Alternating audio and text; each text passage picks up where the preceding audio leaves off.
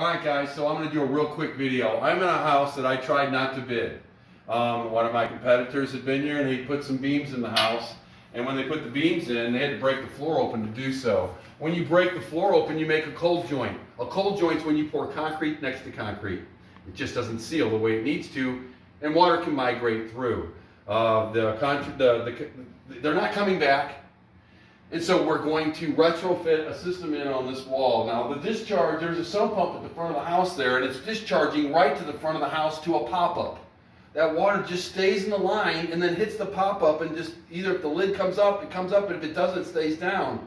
So that's what's also adding to the pressure on the front of this wall. You'll notice that this wall is not a load-bearing wall in the sense that the floor joists are sitting on it. So we have one beam that isn't even properly supported at the top. So we really need to drop the hydrostatic issues down, and the real issue will be we've got 3 foot by 3 foot tomb legs here that we're going to have to work around because that's where the water is migrating up. So we're going to stick a second sump in on this corner. We're going to need power for that because we don't do the electric. Then we'll discharge away. That way we can draw most of the water away from the front of the house. Water will still go to that pit though. So it would be crazy for us unless we were going to fill the pit and really make the water not ever come back to that again, which water doesn't know. It will follow path of least resistance. So we're going to drag it this way, cause the waterfall to here, take the water out to a dry well, and we're done. Front of the house is dry. He can finish his basement. So the moral of the story is if somebody's going to break your floor open to do work on your house, there should be a drainage system in place, or there's going to need to have one put there because you're about to make a leak.